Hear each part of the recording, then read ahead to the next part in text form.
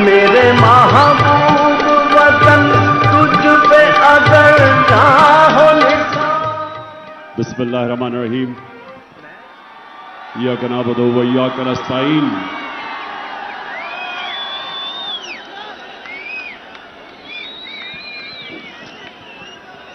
मेरे पाकिस्तानियों,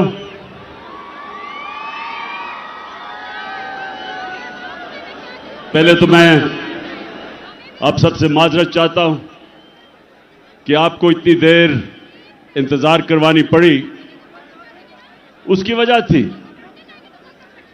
कि मुझे रास्ते से, सड़कों से काफिलों के पैगाम आ रहे थे कि अभी हम सड़कों पे फंसे हुए हैं, तो अपनी तकरीर जल्दी ना करना। तो मैं आपसे इसलिए माजरत चाहता हूं कि अभी भी कई लोग सड़कों के ऊपर फंसे हुए हैं और दूर से आए हैं कई, तो उसके लिए मैं माजरत चाहता हूं कि हमें आपको इंतजार करवानी पड़ी। अच्छा, अब मेरे पाकिस्तानियों, मैं जब लाहौर से निकल रहा था तो मुझे दो चीजें सबने कही कि जी आपकी इस वक्त टांग की वो हालत नहीं है कि आप ट्रैवल कर सकें और मुश्किल है, गाड़ी में घुसना चढ़ना मुश्किल है इस वक्त, और इंशाअल्लाह 3 महीने और लगेंगे जब तक ये ठीक नहीं होती। लेकिन दूसरी चीज भी कहते रहे, और उससे भी ज्यादा लोग, कि आपकी जान को खतरा है। और वो लोग, वो 3 लोग, वो 3 मुजरिम जिन्होंने मुझे ये पूरी साजिश करके कत्ल करने की कोशिश की, वो अभी भी बड़े बड़े ओहदों पे बैठे हुए हैं। तो मुझे कहा गया कि वो फिर से वारदात करेंगे, तो आपको घर से नहीं निकलना चाहिए।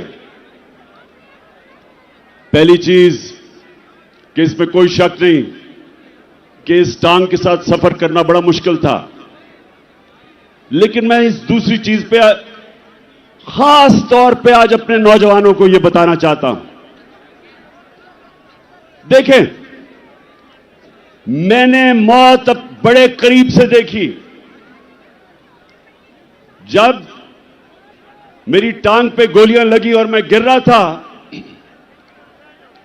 तो जैसे ही गिर रहा था मेरे इधर से गोलियां निकली ऊपर, सर के ऊपर से। अगर गिरता ना तो वो लग जाती। लेकिन मैं जो अपनी कौम को, अपने नौजवानों को आज पैगाम देना चाहता हूं, देखें, अपने ईमान को मजबूत करें, ला इलाहा इल्लल्लाह का मतलब समझें। कोई नहीं है खुदा अल्लाह के सिवा। और जब आप दावा करते हैं कि मैं अल्लाह तेरे अलावा किसी के सामने नहीं झुकूंगा, तो आप जो अल्लाह ने आपको मेरे नबी सल्लल्लाहु अलैहि वसल्लम के जरिए अपना पैगाम भेजा कुरान में, तो उसमें वाज़े उसने लिखा हुआ है कि जब तक अल्लाह की मर्जी नहीं होगी तुम इस जमीन से नहीं जाओगे, और जब उसका फैसला हो गया तो जितना मर्जी एहतियात करो, डरो, छुपो, भागो, मौत से नहीं बच सकता इंसान। तो जब मैं गिरा तो उसी वक्त मुझे पता था कि अल्लाह ने मुझे बचाया। उस वक्त मुझे पता था कि अल्लाह का यह फैसला था कि मैंने नहीं अभी जाना। उसी वक्त अल्लाह का शुक्र किया मैंने। और यह अल्लाह का शान देखें कि 12 लोगों को गोलियां लगी, कंटेनर के ऊपर 12 लोगों को गोलियां लगी। ये फैसल को भी, मैं बल्कि इसको देख रहा था, इसके मुंह से खून गिर रहा था गाल से, अहमद चट्टा जो मेरे साथ था, वो मेरे साथ गिरा हुआ था। ऊपर और लोगों को गोलियां लगी, लेकिन अल्लाह की शान देखो कि 12 में से एक भी अल्लाह को प्यारा नहीं हुआ, सब बच गए। एक गार्ड को 6 गोलियां लगी, सब गोलियां ऐसी थी कि वो बच गया। मेरा जो गार्ड जाहिद था, हमारा इमरान इस्माइल जो सिंध के गवर्नर थे, 4 गोलियां उसके कपड़ों में से निकली, बच गया। तो मैं आज सारी कौम को, मैं सिर्फ आपको एक बताना चाहता हूं कि अगर आपने जिंदगी सही माने में जिंदगी गुजारनी है, तो ये जो मौत का खौफ है, इससे अपने आप को आजाद करें। ये जो खौफ जो इंसान के ऊपर तारी होता है, बड़े इंसान को एक छोटा सा इंसान बना देता है। खौफ एक कौम को गुलाम बना देती है। ये जो मरने का डर है, मुसलमानों की तारीख में जो सबसे बड़ा सानिया हुआ, हजरत इमाम हुसैन का करबला में, तो कूफा के लोगों को पता था कि हजरत इमाम हुसैन राय हक पे खड़े हैं, लेकिन यजीद का खौफ था, उसके जुल्म का खौफ था, नहीं मदद करने के लिए आए। और मुसलमानों की तारीख का सबसे बड़ा ट्रेजेडी सानिया हुआ। और ये जो खौफ है, ये इंसानों को गुलाम बनाता है। जिल्लत का खौफ कि जी मुझे जलील कर देंगे। मुझे पिछले 7 महीने में, बल्कि मेरे 26 साल की सियासत में, कितनी इन्होंने कोशिश की मुझे जलील करने की, हर किस्म की किरदार कुशी की, कोई मौका नहीं छोड़ा कि किसी तरह इमरान खान को हम जलील करें, क्योंकि ये हमें चोर कहता है। और आज आप सब सामने, मेरे सामने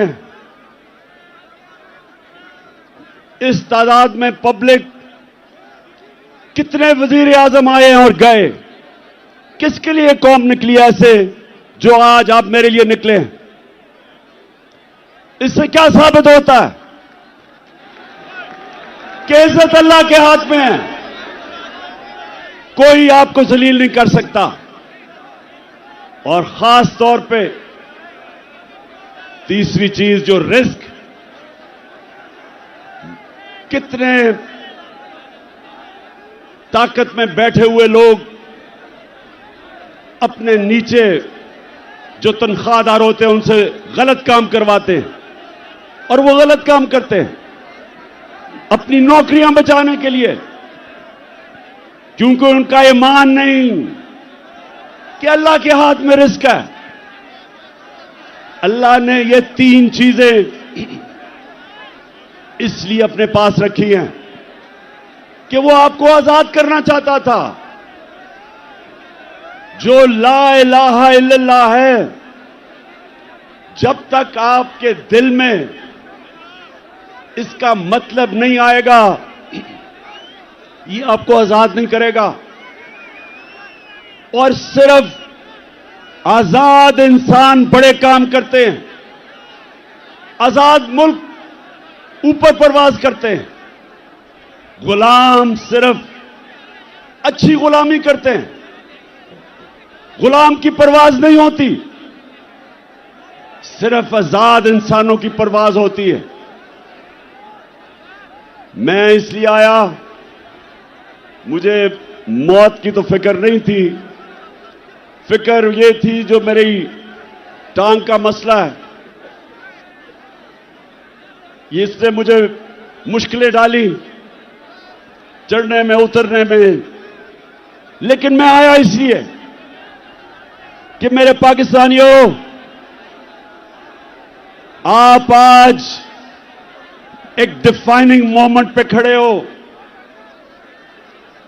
आज आप क्रॉस रोड्स पे खड़े हो, फैसला कुन वक्त पे खड़े हो।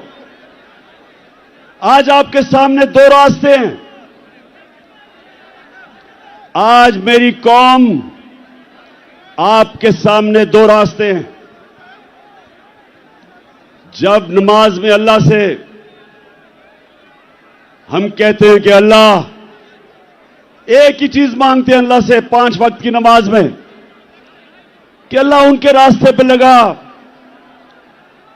जिनको तूने नेमतें बख्शी, उनके रास्ते पे ना लगा जो तबाही के रास्ते पे निकल गए। पाकिस्तानियों, आप भी उधर खड़े हैं। एक तरफ नेमतों का रास्ता है, आपकी अजमत का रास्ता है, दूसरी तरफ आपकी तबाही का रास्ता है, गुलामी का रास्ता है, जिल्लत का रास्ता है। मौलाना रूमी, उसने बड़ी एक ऐसी बात की जो मुझे कभी नहीं भूली। उसने कहा कि जब अल्लाह ने तुम्हें पर दिए उड़ने के लिए, क्यों चूंटियों की तरह जमीन पे रेंग रहे हो? पाकिस्तानियों, अल्लाह ने हमें पर दिए। हमारा मुस्तकबिल यह नहीं है कि हम चूंटियों की तरह रेंगे। जो ऊपर आए फैसला करे कि जी आज तो ये चोर हैं, उनके ऊपर एक्शन ले, गवर्नमेंट गिरा दे। अगले दिन फिर बंद कमरों में फैसला हो कि नहीं जी, मैं अब एनआरओ दे दिया इनको, ये मैं गंगा में नहा के पाक हो गए, और फिर उनको निकाले कि जी चोर हैं, और फिर उनको एनआरओ दे दे। और कौम अगर इस चीज को, अगर हम इन चीजों को, इस जुल्म को, इस नाइंसाफी को अगर कौम तस्लीम करती है, तो वो कौम के अंदर और भेड़ बकरियों में, गाय भैंसों में कोई फर्क नहीं है। इंसान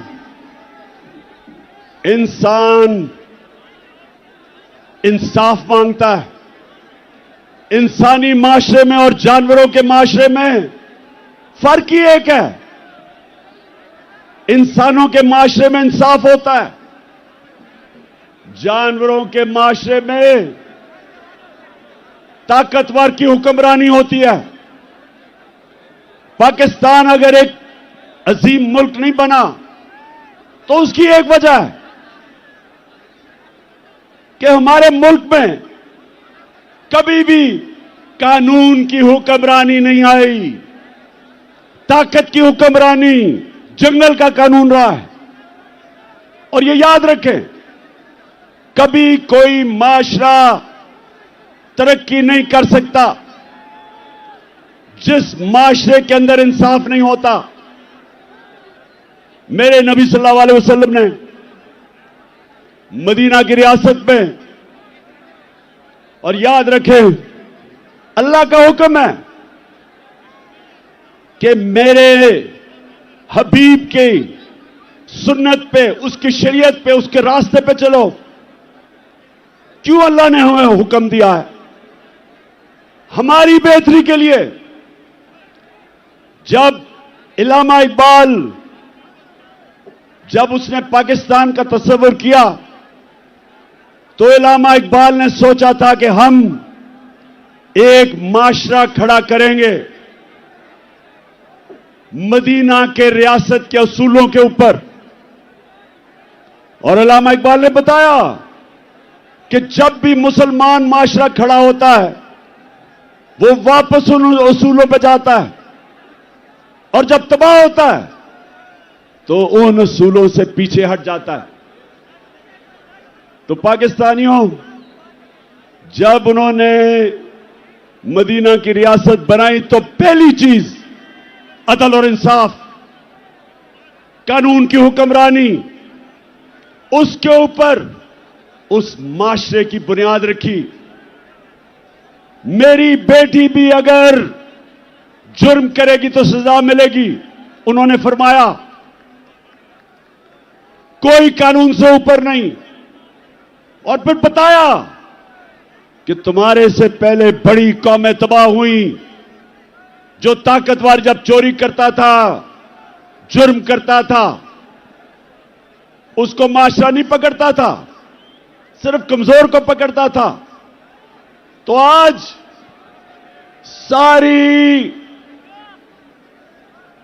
सारी दुनिया में आप चले जाएं,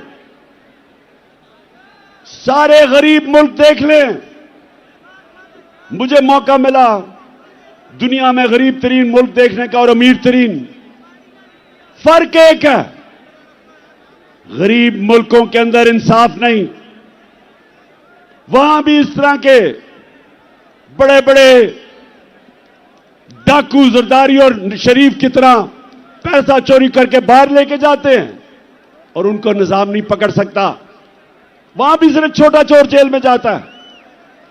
सारे गरीब मुल्कों में देख लें और सारे खुशहाल मुल्कों में चले जाएं, यूरोप जाएं, स्विट्जरलैंड जाएं, स्कैंडिनेविया जाएं, बर्तानिया जाएं, पूछें जो बैरून मुल्क पाकिस्तानी उन मुल्कों में रहते हैं, उनसे पूछें क्यों वो आज तहरीक इंसाफ के साथ खड़े हैं, क्यों बैरून मुल्क पाकिस्तानी आज हमारे साथ खड़े हैं, क्यों उनको समझ है मैं क्या कह रहा हूं, क्योंकि उन मुल्कों के अंदर इंसाफ है।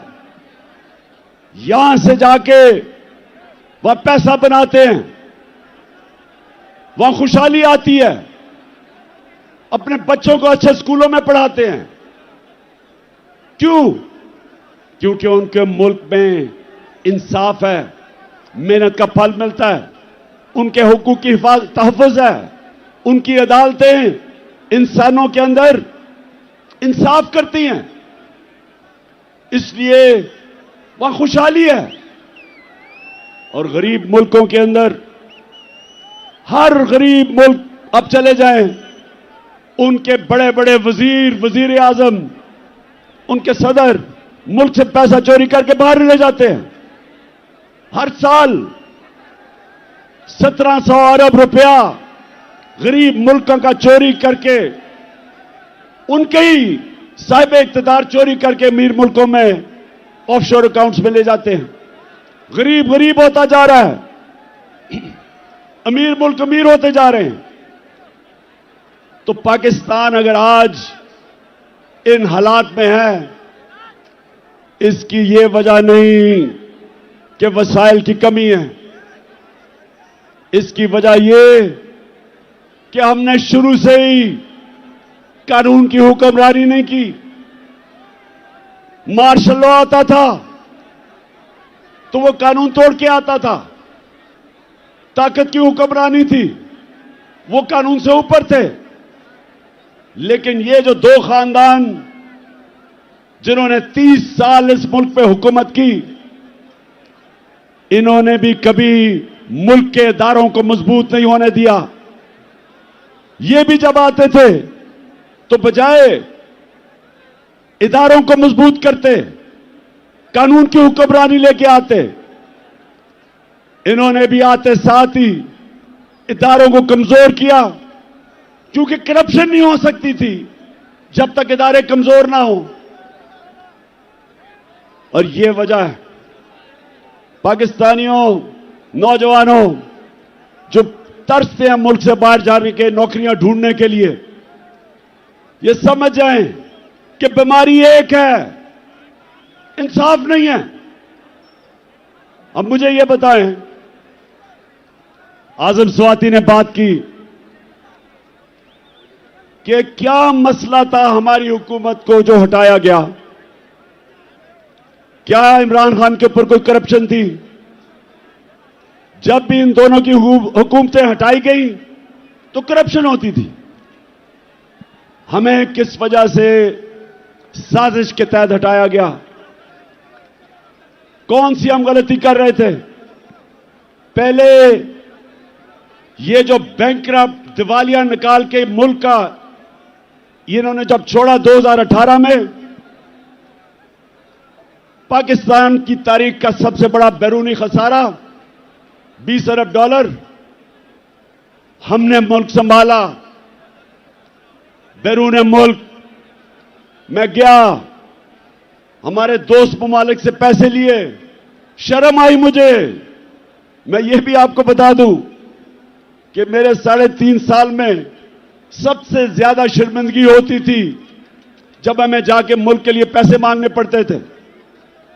शौकत खानम के लिए मैं 30 साल से पैसे इकट्ठे कर रहा हूं, नवल यूनिवर्सिटी के लिए, लेकिन मुझे शर्म नहीं आती थी क्योंकि मैं अपने लोगों से पैसे इकट्ठे कर रहा हूं अपने मुल्क की यूनिवर्सिटी या अस्पताल के लिए, लेकिन किसी और से अपने मुल्क के लिए पैसे मांगना यह मेरे लिए सबसे ज्यादा बायस शर्म थी। और इसलिए कि इन चोरों ने 4 गुना ज्यादा कर्जा चढ़ाया 10 सालों में, हम 8 से और 18 के बीच में। तो पहले हमने मुल्क संभाला, फिर कोरोना आ गया, दुनिया में तबाही मचाई उसने। एक सदी में एक इस तरह का बुराना आता है। हमने जिस तरह कोरोना को संभाला, मदद तो अल्लाह की थी, लेकिन जो हमने फैसले किए, हमने फैसला किया हम शट डाउन नहीं करेंगे। मेरे से सबने तनकीद की, ये सारी ऑपोजिशन तब जब थी, सबने कहा कि मुल्क को बंद कर दो नहीं तो फैल जाएगी। मैंने सबको कहा, एक सवाल पूछा, मैंने कहा मुझे एक जवाब दो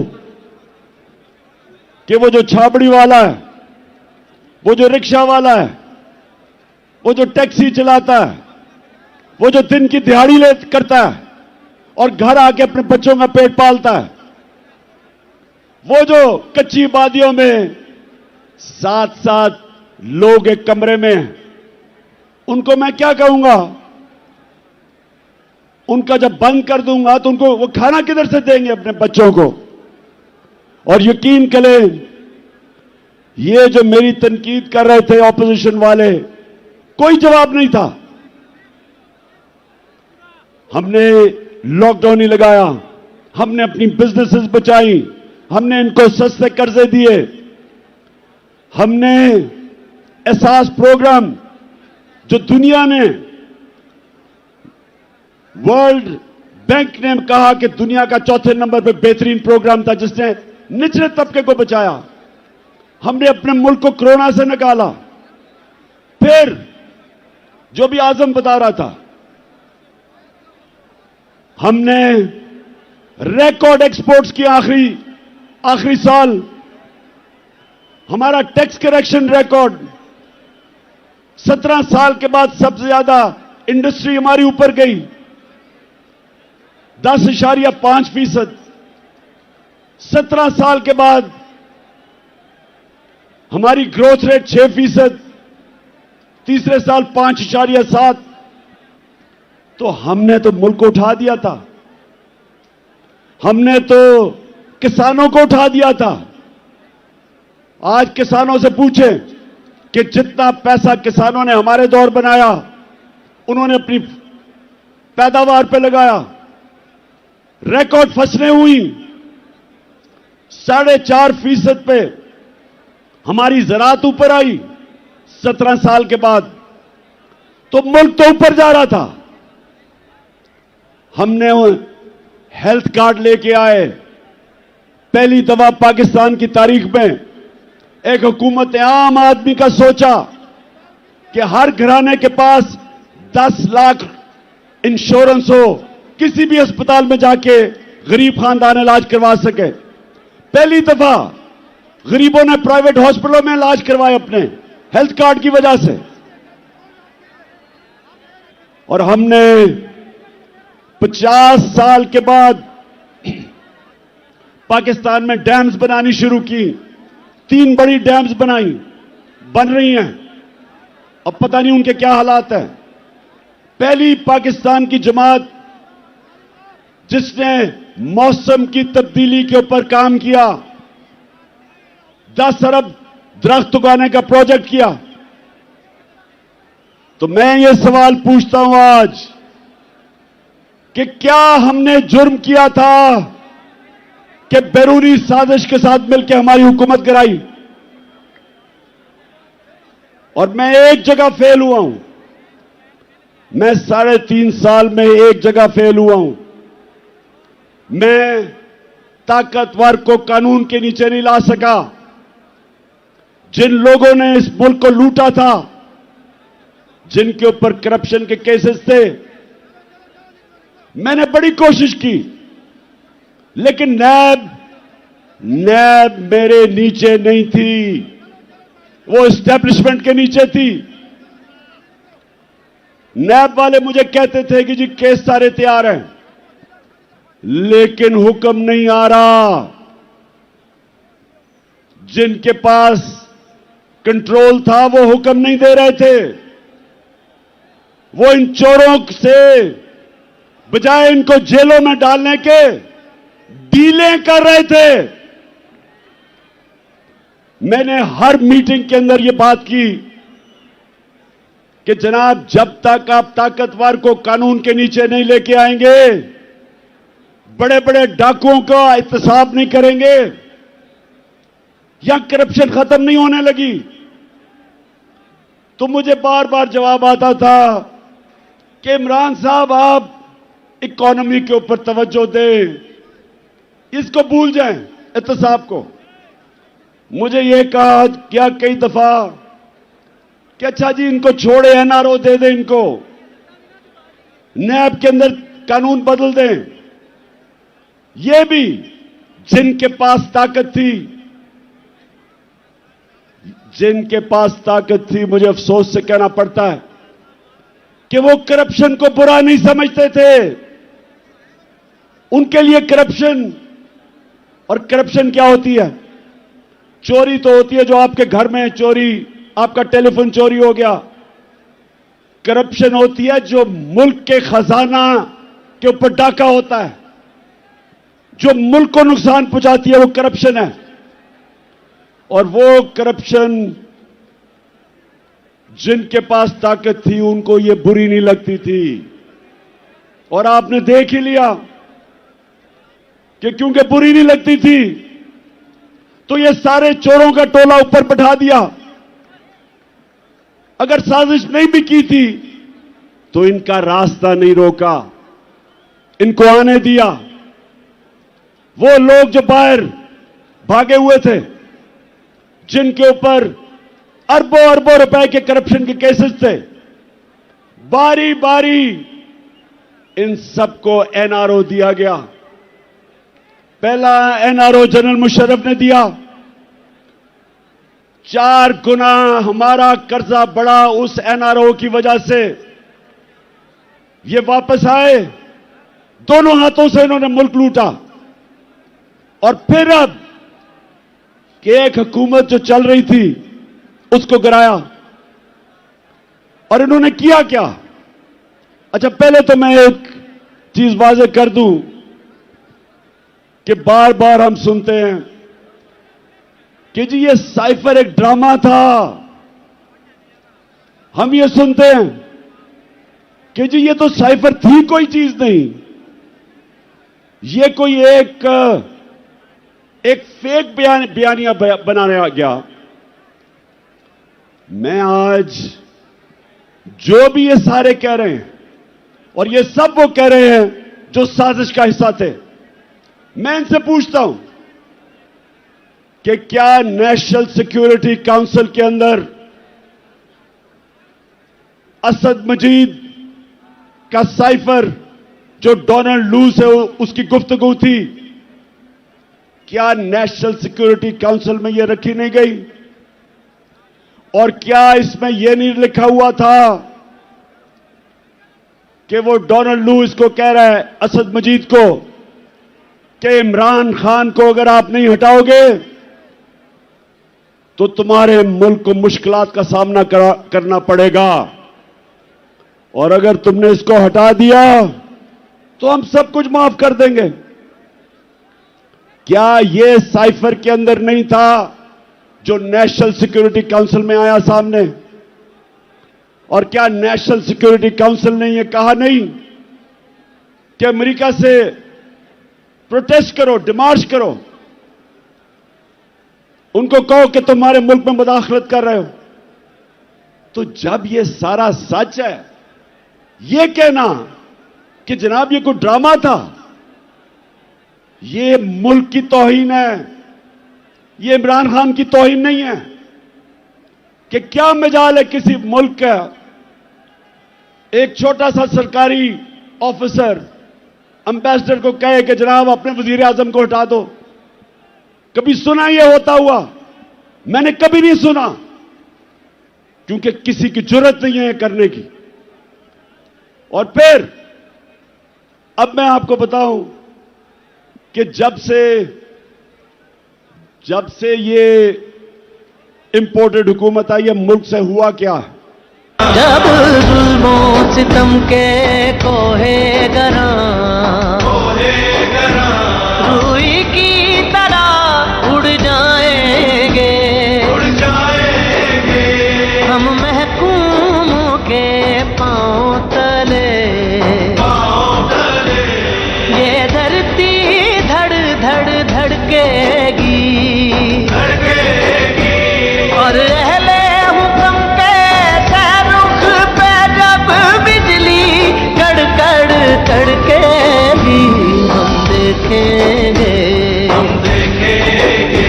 लाजिम है कि हम भी देखेंगे। अच्छा जी, अब जरा ये थोड़ा सा आपके सामने मैं अदाद और शुमार लेके आ रहा हूं कि किधर पाकिस्तान था मार्च में जब अदम एतमाद की इन्होंने टेबल किया असेंबली में, और किधर आज है। 7 महीने में जो पाकिस्तान हुआ, जो इससे हुआ, वो मैं आपके सामने रखता हूं। फिर से मैं आपको बता दूं कि 5.7 2021 में पाकिस्तान बढ़ा था आगे, और 6% 22 में बढ़ा था। 17 साल के बाद ये पाकिस्तान सबसे तेजी से हमारी इकॉनमी आगे बढ़ रही थी। हमारा जो ज़राअत थे 4.4%, वो भी 17 साल में सबसे ज्यादा।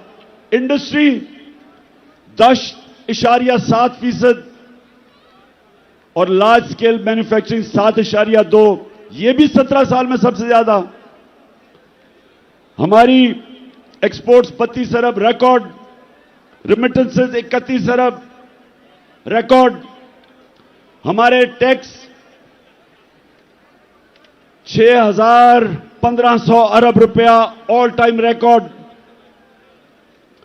और जो महंगाई थी हमारे दौर पे, जिसको कहते हैं कंज्यूमर प्राइस इंडेक्स सीपीआई, वो 12.2 था, और सेंसिटिव प्राइस इंडेक्स जो महंगाई थी वो 14% थी। अब जब से ये आए हैं, इनकी एसपीआई हमारे दौर में थी 14%, इनके दौर में गई है 45%। 50 साल में सबसे ज्यादा महंगाई 7 महीने में हुई है। और जो सीपीआई है वो 27%, हमारे दौर में 12% थी। और फिर पेट्रोल, आटा, घी, दाल, बिजली, सबकी 100% कीमत बढ़ चुकी है। महंगाई जो आज आम आदमी को सबसे ज्यादा तकलीफ दे रही है, वो सबसे ज्यादा 50 साल में इनके दौर में बढ़ी है। रुपया 178 रुपया था डॉलर जब अदम एतमाद हुआ, आज 240 रुपए। आज ये जरा सुनते जाएं, कि जिन्होंने ये मुल्क में ये चोरों को लेके आए, इन्होंने किया क्या है पाकिस्तान से। मैं सिर्फ इसलिए कह रहा हूं कि ये तारीख याद रखे कि ये जो हुआ है हमारे मुल्क से, इन्होंने जो ज़राअत तेजी से बढ़ रही थी, ज़राअत के अंदर गन्ना 9% कम, चावल 40% कम हुए हैं, कपास 25% कम, और इस वक्त जो हमारी बेरोजगारी है वो 22.5% बढ़ चुकी है। फिर जो सबसे खौफनाक चीज कि आज जो बाहर की दुनिया है उसके मुताबिक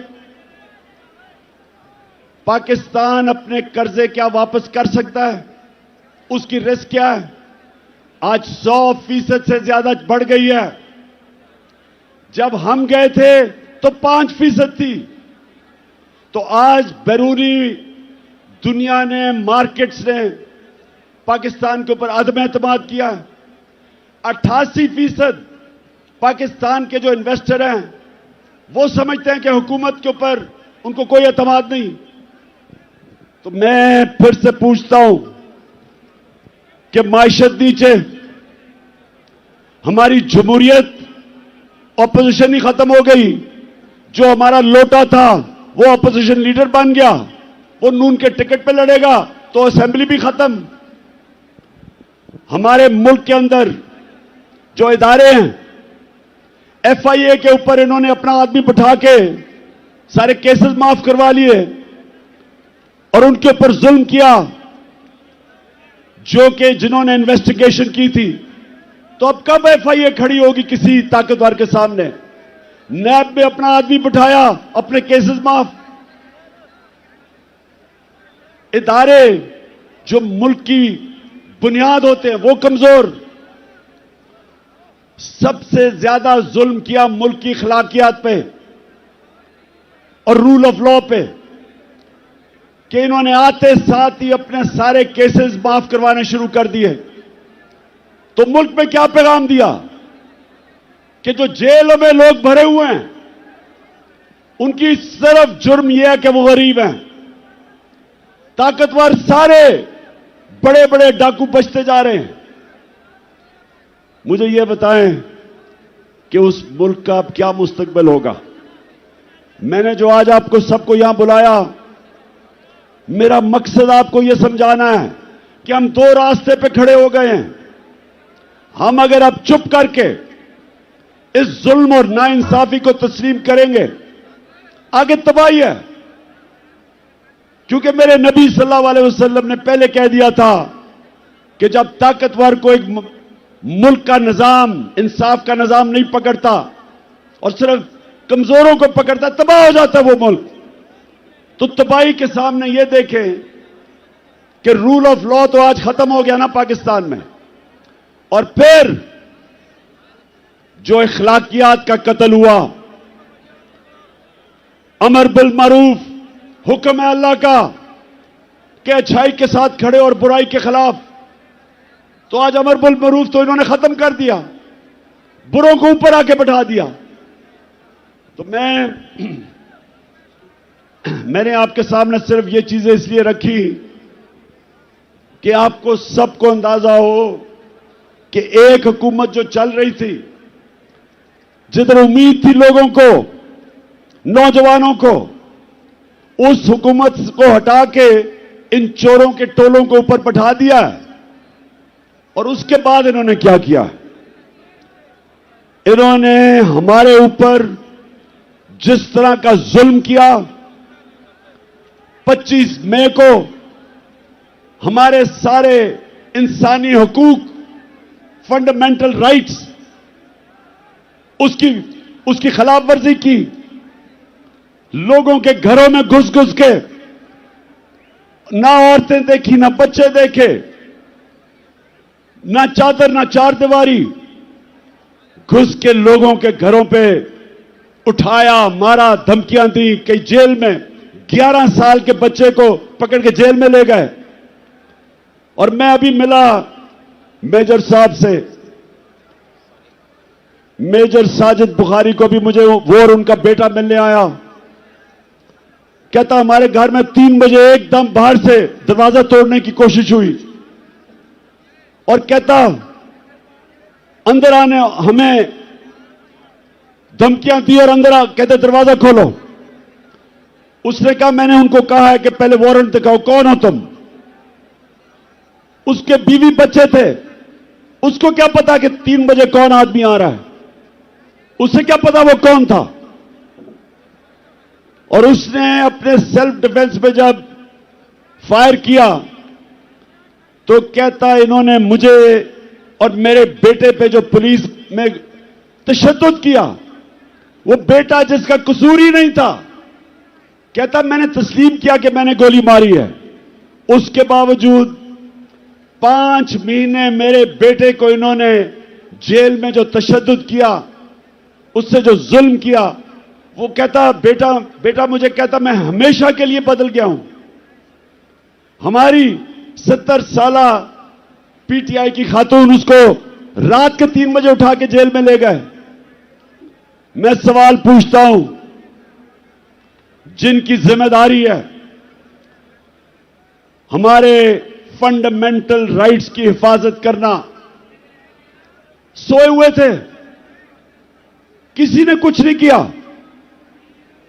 उसके बाद जो मजीद और जुल्म हुआ, जब एक खास आदमी इस्लामाबाद आया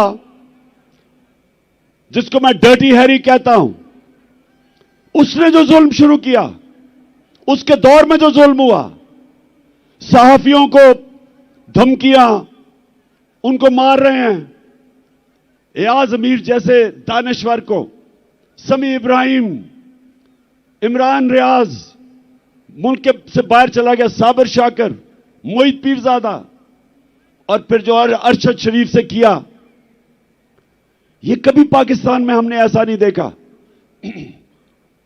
जुल्म किया, डराया धमकाया।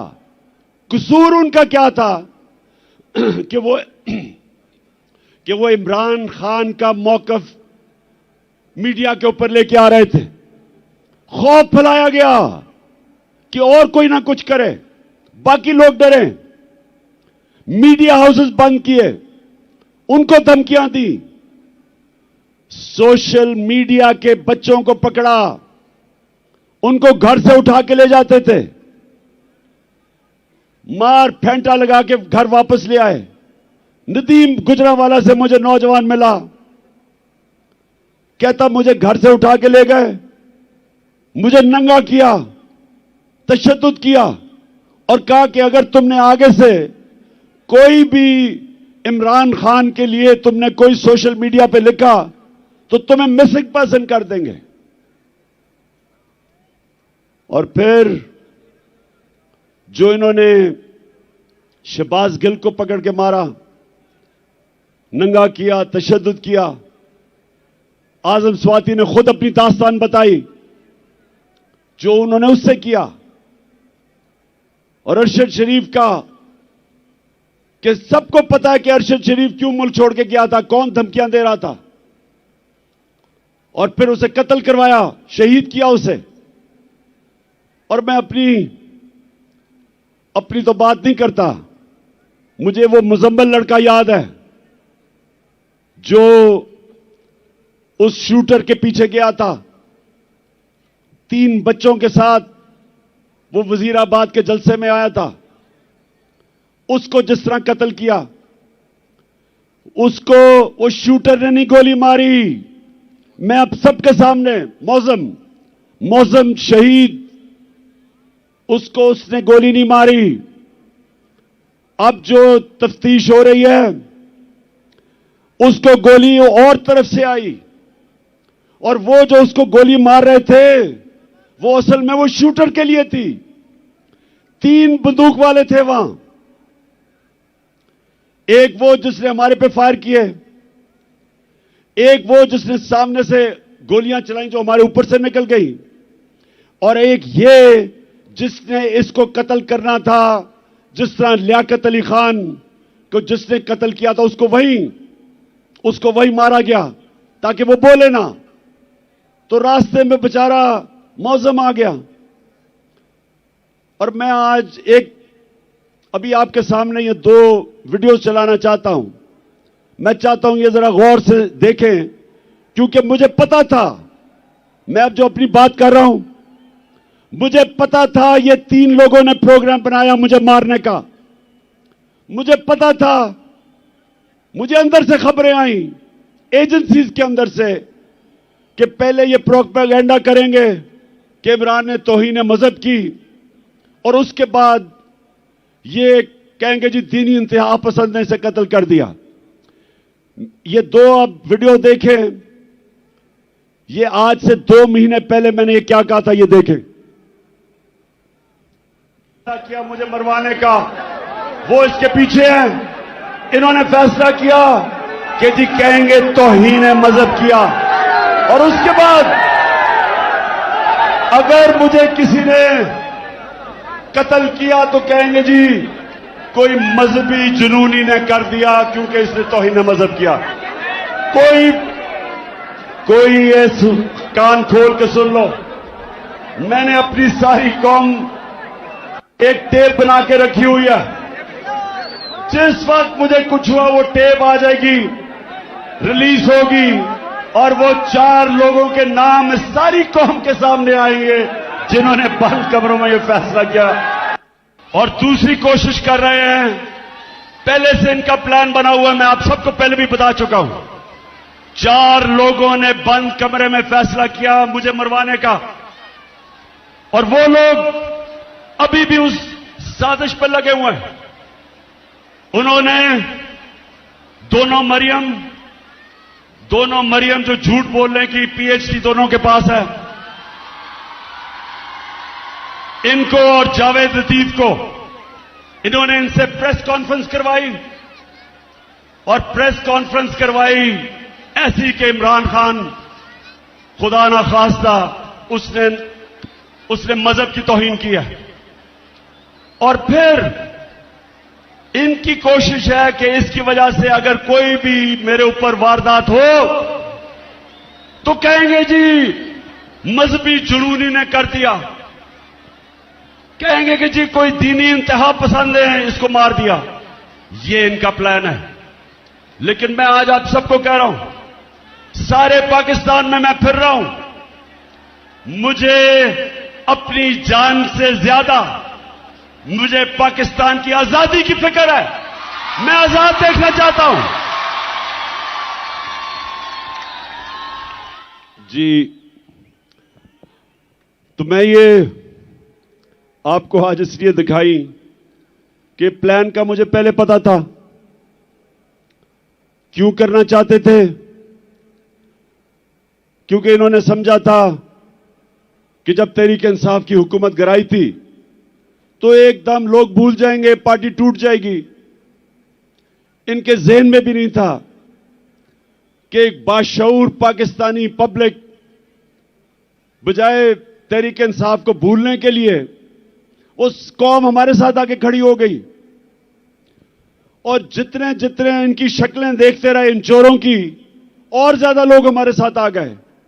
और फिर जो इन्होंने माइशत की तबाही की, उससे और मजबूत हो गई पार्टी। और उसके बाद जो इलेक्शन हुए, सारे इलेक्शनों में लोगों ने बार बार पैगाम दिया कि इन्होंने ये इंपोर्टेड हुकूमत उनके लिए मंजूर नहीं है। बार बार कौम ने पैगाम दिया, लेकिन बजाय अवाम की आवाज सुनने के हमारे ऊपर तशद्दुद शुरू हो गया।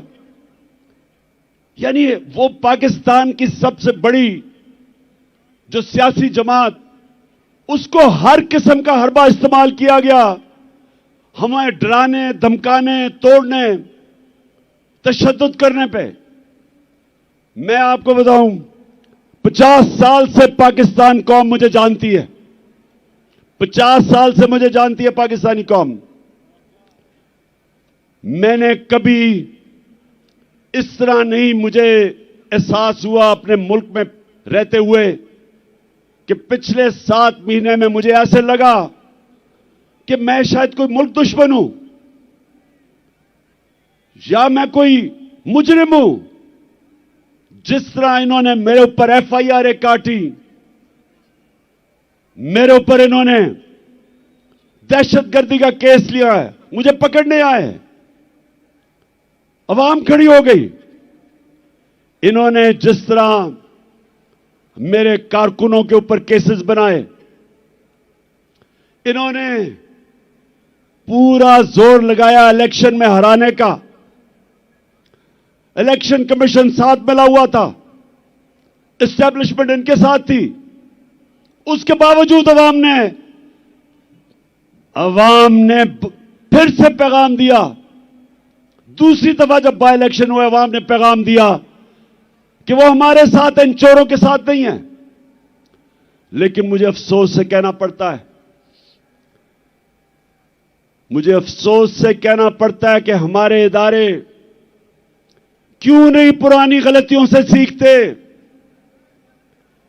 एक मुल्क और एक इंसान, एक इदारा तरक्की तब करता है जब अपनी गलतियों से सीखे।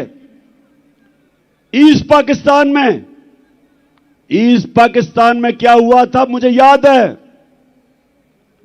मैं वो आखिरी, हमारा जहाज आया था ढाका से, हम मैच खेलने गए थे अंडर 19 का, उसके बाद मिलिट्री ऑपरेशन शुरू हो गया था।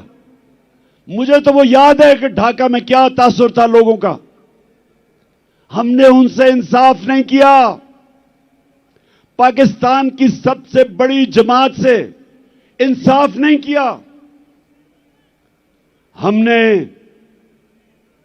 जोर से ताकत को इस्तेमाल करते हुए अपनी मनमानी की, मुल्क टूट गया। और हमने सीखा नहीं कि आज जो एक वाहिद पाकिस्तान की सबसे बड़ी सियासी जमात, फेडरल पार्टी, जो सारे पाकिस्तान को इकट्ठा रख सकती है, उसके ऊपर यह हरबे इस्तेमाल किए जा रहे हैं। हर मौका इस्तेमाल किया हमें कमजोर करने का। सबको, मीडिया हाउसेस को धमकियां दी गई कि हमें ना दिखाया जाए। ये जलसे के ऊपर जितनी हमें मुश्किलात पड़ी, कभी हमें हमारी अपनी पुलिस ना सुने। पंजाब में हमारी हुकूमत है, पुलिस बेबस हुई है, हमारे साथ ताउन ना करे, कभी सुना है? मैंने जब अपनी एफआईआर कटवाने की कोशिश की, मुझे तो पता था वो 3 कौन है, मुझे तो पहले पता था। पंजाब में हमारी हुकूमत होते हुए मुल्क का एक्स प्राइम मिनिस्टर, सबसे बड़ी पार्टी का सरबरा, मैं अपनी एफआईआर नहीं कटवा सका। पुलिस वाला कहता जी मुझे हटा के किसी और को बिठा दे, मैं नहीं साइन कर सकता। इतना खौफ है, इतना ताकतवर का खौफ है यहां। मेरे पाकिस्तानियों, ये मेरी सुनने बात, जिसकी वजह से आज मैं आपके पास पहुंचा हूं, और आसान नहीं था फिर भी इस टांग के साथ पहुंचना। लेकिन मैं आपको एक बात बताना चाहता हूं। देखिए, जब तक इस मुल्क के अंदर ताकतवर कानून के नीचे नहीं आएगा, जब तक इदारे जो आईन ने उनको लिमिट्स दी हुई हैं, दायरा दिया हुआ है, उस दायरे के अंदर रह के काम नहीं करेंगे, जब तक इदारे अपनी जिम्मेदारियां नहीं पूरी करेंगे, और मैं सब इदारों की बात कर रहा हूं, मैं अपनी अदलिया की बात कर रहा हूं, मैं अपनी मिलिट्री एस्टेब्लिशमेंट की बात कर रहा हूं, जो आपकी ये आज तनकीद नहीं कर रहा, वो मुल्क का दुश्मन है। मेरा पाकिस्तान है और मेरी फौज है। मैं चाहता हूं कि मेरे मुल्क की एक मजबूत डिफेंस हो। मैं गुलामी, बार बार कहता हूं कि गुलामी से बेहतर मौत है। और अगर आपकी फौज मजबूत नहीं होगी, आपकी अगर फौज मजबूत नहीं होगी, तो मुसलमान दुनिया में देख लें क्या हालात है मुसलमान मुल्कों के आज। हमें तो फख्र है कि सारे मुसलमान मुल्कों में हमारी सबसे ताकतवर फौज है। तो जब मैं तनकीद करता हूं अपने इदारों की, अपनी अदलिया की, मैं वो पाकिस्तानी हूं जिसका जीना मरना पाकिस्तान में है। मैंने वो नहीं हूं जो अपने कारोबार और हुकूमत का सीजन लगाने के लिए पाकिस्तान आ जाते हैं या पैसा पूसा लूट के फिर बाहर भाग जाते हैं। सारा टब्बर बाहर बैठा हुआ है, अरबों अरबों रुपए की प्रॉपर्टीज में बैठा हुआ है। जब इनको मुश्किलें पड़ियां बाहर भाग जाते हैं। यह गैर मुल्की कब्जा ग्रुप है, यह सियासतदान नहीं है। मेरा जीना मरना इस मुल्क में है। मैं वो पाकिस्तानी हूं जो 20 साल बाहर रहा, क्रिकेट खेलने की वजह से बाहर अपना वक्त गुजारा। मेरा एक दफा कभी नहीं सोचा कि मेरा कोई घर है पाकिस्तान के अलावा। कभी मैंने तस्वीर नहीं किया था कि मैं कोई और पासपोर्ट ले लूं, क्योंकि मुझे हमेशा पता था कि यह मुल्क है जिधर मैं खुददारी से पढ़ सकता हूं। और मैं ये चाहता हूं कि यह मुल्क हकीकी तौर पे आजाद हो ताकि अपने ये मुकाम पे पहुंचे। मैं अपने आखिरी खून के तप्पे कतरे तक इस मुल्क के लिए लड़ूंगा। पहुंचा फिर से तू अड़ जा, फिर से तू डट जा, फिर से वो बल्ला घुमा।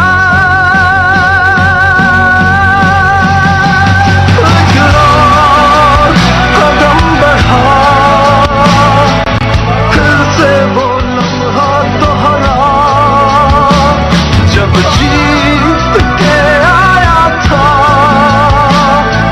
फिर से वतन को जिता। एक और कदम बढ़ा, फिर से वो लम्हा दोहरा जब जीत के आया था,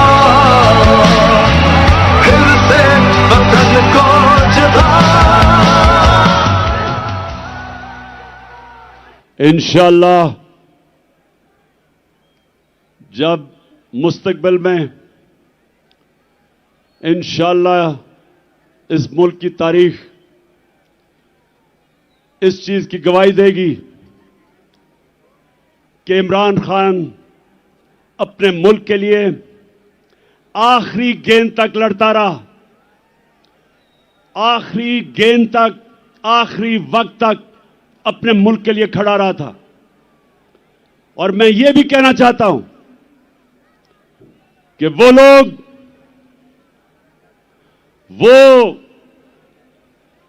जिसने अपने असासों में बड़ा इजाफा किया और इंसानी हुकूक, पाकिस्तान की अवाम के हुकूक को रोंदा, पैरों के नीचे रोंदा, तारीख उसकी तरफ भी देख रही है। तारीख लिख रही है कि उसने मुल्क से क्या किया, क्या उसने इस मुल्क का फायदा कराया, नुकसान कराया, यह सारा तारीख लिख रही है। और मेरे पाकिस्तानियों, मैं फिर से आपको आखिर में अपनी बात अभी खत्म करने लगा हूं कि करना क्या आगे।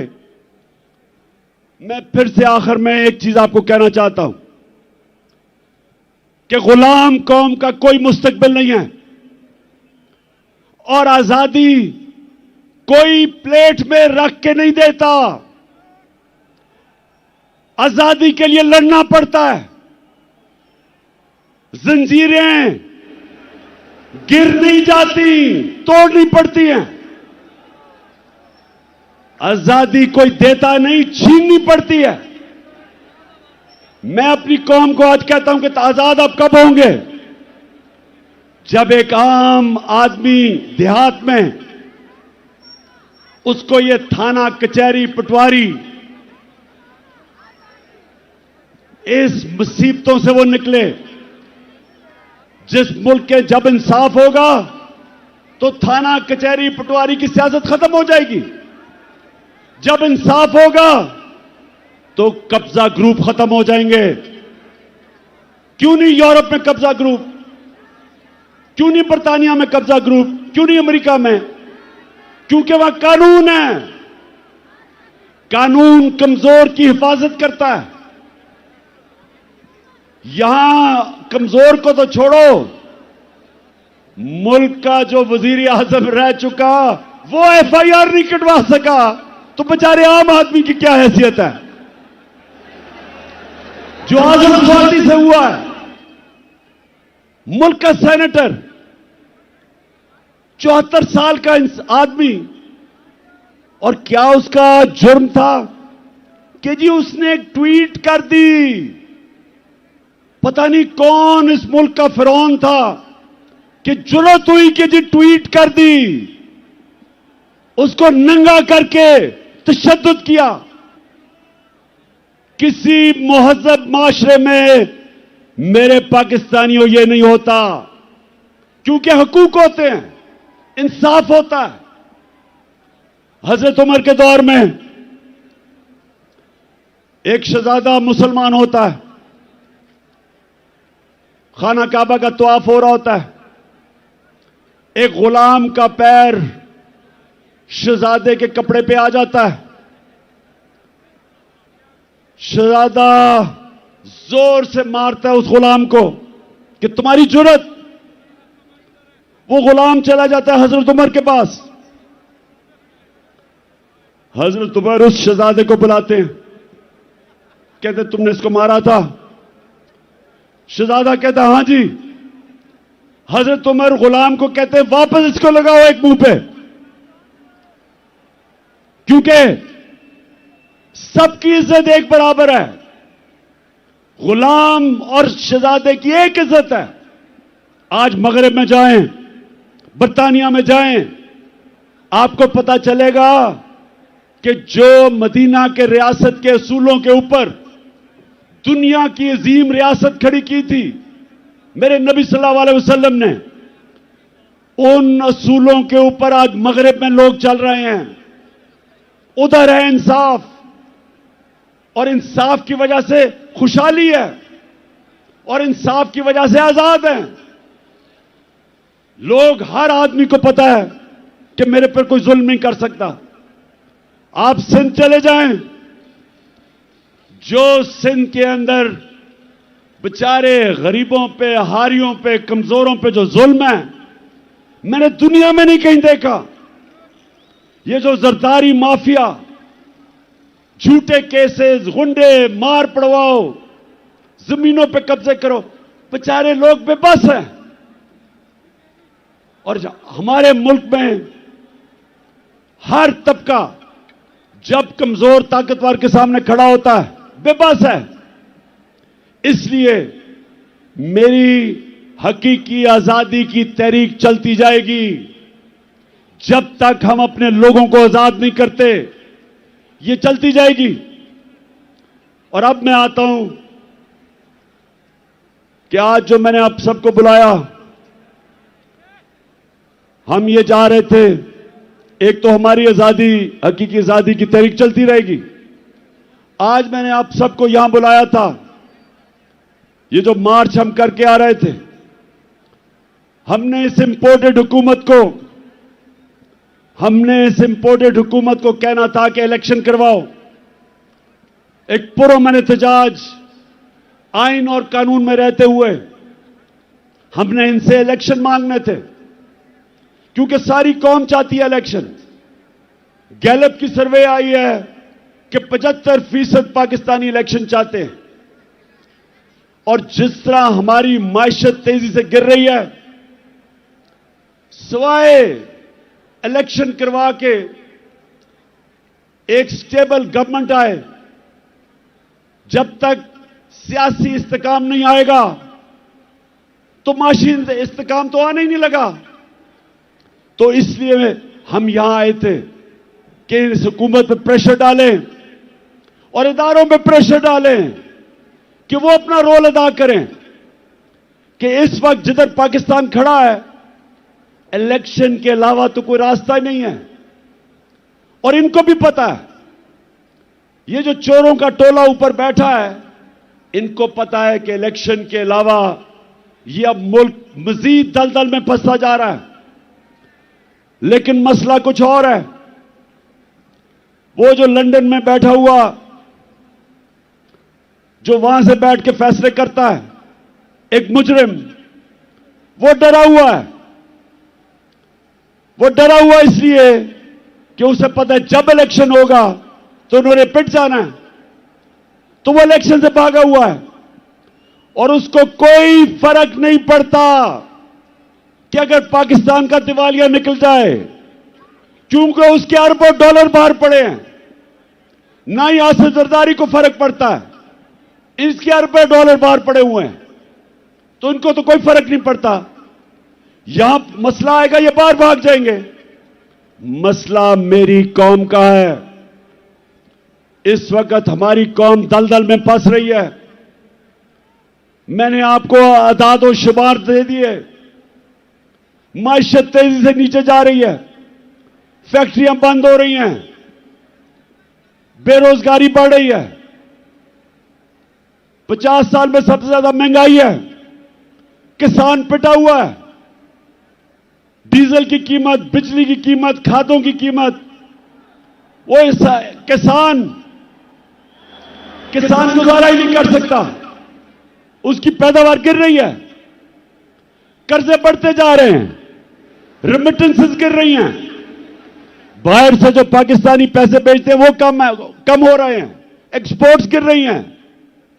और जब इंडस्ट्री बंद हो रही है तो सवाल यह है कि इनके पास रोड मैप क्या है? कोई रोड मैप नहीं है। मैं आज यहां इसलिए इनके ऊपर प्रेशर डालने आया था, इनको यह बताने के लिए कि आपके पास कोई रास्ता नहीं है सिवाय इलेक्शंस का। और मैं ये सारे पाकिस्तान के जो फैसला, बड़े बड़े ताकतवर फैसला करने वाले इदारे हैं, उनको भी बता रहा हूं कि ये तो मुल्क डूब रहा है। ये मुल्क अगर डिफॉल्ट की तरफ चला गया तो हमारे पास तो वो हालात हो जाएंगे कि जब आपकी इकोनॉमिक सिक्योरिटी गिरती है तो मुल्क की नेशनल सिक्योरिटी नीचे चली जाती है। इकोनॉमिक सिक्योरिटी जब सोवियत यूनियन की गिरी तो मुल्क टूट गया, सोवियत यूनियन टूट गया। तो हम तो आज उधर जा रहे हैं। तो मैं ये अपनी इलेक्शन या पॉलिटिक्स के लिए नहीं आया। इलेक्शन तो इंशाल्लाह जब 9 महीने के बाद भी होंगे, जीतना तो हमने है। ये तो आप कभी जीत ही नहीं सकते। जीतना तो हमने है, लेकिन मुल्क की जरूरत आज इलेक्शन करवाना है, इसको बचाने के लिए। मैं आज फैसला किया था कि मैं अपनी कौम को क्या कहूंगा। क्या हम सीधा इस्लाम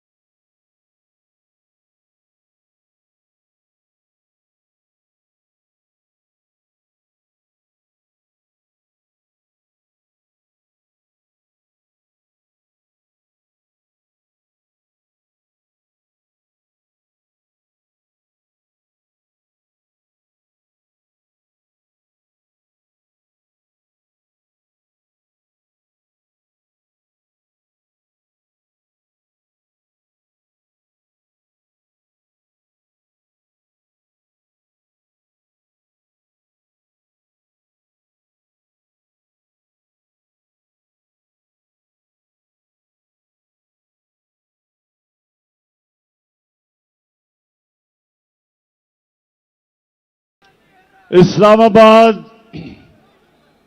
कभी भी जो अवाम का समुंदर है, लोग तो अभी भी सड़कों के ऊपर फंसे हुए हैं। एक हमने फैसला करना है इस्लामाबाद जाना, तो मैं आपको यकीन दिलाता हूं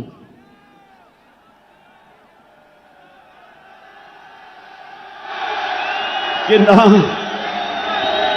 ये बर्दाश्त कर सकते हैं।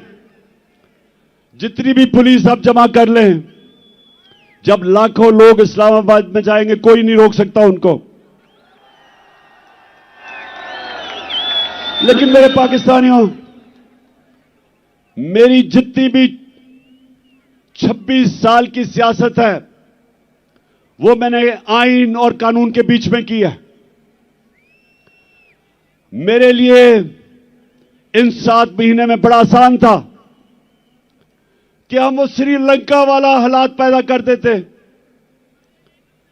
हमने 65 जलसे किए, कभी पाकिस्तान के जलसे में इतने लोग नहीं आए, लेकिन पब्लिक आती थी और पुरअमन तरीके से ये बताते हुए कि हम इन चोरों को कबूल नहीं करेंगे, फिर पुरअमन तरीके से वापस चली जाती थी। मेरी पूरी कोशिश रही कि मैं किसी किस्म का इंतशार अपने मुल्क में ना पैदा करूं, क्योंकि वैसे ही माशी हालात बुरे हैं। अगर यहां तोड़ फोड़ शुरू हो गई, सबके हाथ से गेम निकल जाएगी। 25 मई को जब इन्होंने हमारे ऊपर तशद्दुद किया और जब 26 की सुबह मैं इस्लामाबाद पहुंचा, तो मुझे पता था कि अगले दिन इंतशार होगा। मैंने सिर्फ इसलिए अपनी मार्च कैंसिल की कि मुझे पता था कि अगर हम इस्लामाबाद धरने देने का फैसला कर लें तो अगले दिन तबाही होनी थी, खून होना था। इसलिए मैंने वो मार्च कैंसिल की। आज मैं इसलिए फैसला कर रहा हूं कि वहां नहीं जाना, क्योंकि मुझे पता है तबाही मचेगी, नुकसान मेरे मुल्क को होगा। लेकिन जो मैंने फैसला किया अब ये कि हमने अब इस निजाम का हिस्सा नहीं रहना। मैं अपनी सारी चीफ मिनिस्टर्स, अपनी पार्लियामेंट्री पार्टी से अब मिलूंगा और हमने फैसला किया है कि हम सारी असेंबलियों से निकलने लगे हैं।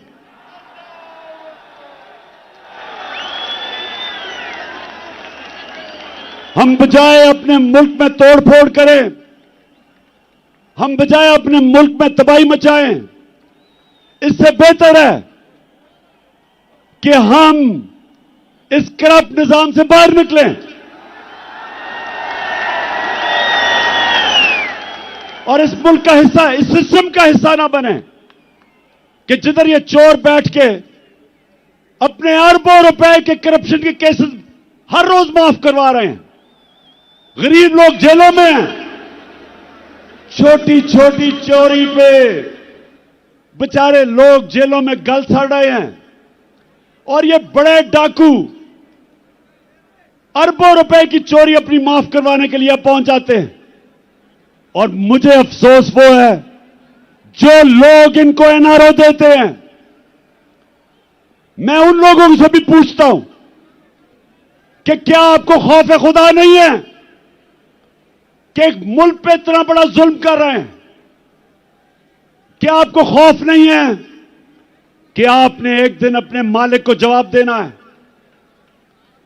आप कैसे रातों को सोते हैं कि एक एक बड़ा डाकू, उसके केस माफ हो रहे हैं अरबों रुपए के? आप कैसे रातों को सोते हैं कि बेरोजगारी और महंगाई में गरीब आदमी चोरी करता है और वो जेल में गल सड़ रहा है? इसलिए मैंने अपनी चीफ मिनिस्टर से भी बात की है। मैं अब अपनी सारी पार्लियामेंट्री पार्टी से मीटिंग शुरू कर रहा हूं और इंशाअल्लाह आने वाले दिनों में हम अनाउंस करेंगे जिस दिन हम सारी असेंबलियों से बाहर निकल रहे हैं।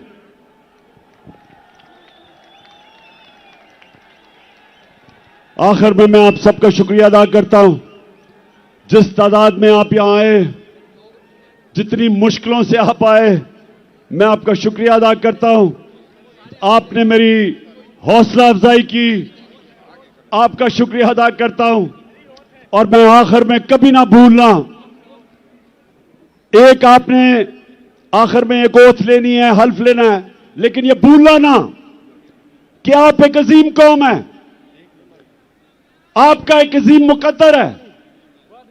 और इंशाअल्लाह ये मैं जद्दोजहद इसलिए कर रहा हूं कि मेरा ईमान है कि अल्लाह एक दिन हमारे मुल्क पे करम करेगा, और वो तब करेगा जब ये कौम फैसला करेगी। जो कुरान में लिखा हुआ है कि मैं कभी किसी कौम की हालत नहीं बदलता जब तक वो कौम खुद अपनी हालत बदलने की कोशिश ना करे। और इंशाअल्लाह वो मेरी कौम तैयार है अपनी हालत बदलने के लिए। अब ये हल्फ लें। बिस्मिल्लाहिर्रहमानिर्रहीम। हाथ उठा ले, हाथ उठा ले, माइक दे दे बॉस को। हाथ उठा के इमरान खान साहब के साथ हम हल्फ उठाएंगे। मैं यहां से पढ़ूंगा, आपने रिपीट करना है। बिस्मिल्लाहिर्रहमानिर्रहीम।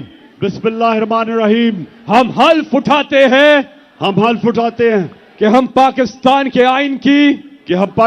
के आइन की हमेशा पासदारी करेंगे, हमेशा पासदारी करेंगे। हम हकीकी आजादी के इस जिहाद में इमरान खान के साथ इंशाअल्लाह मेरे साथ आखिर तक जदोजहद करेंगे कि हम कभी भी अल्लाह के सिवा किसी के सामने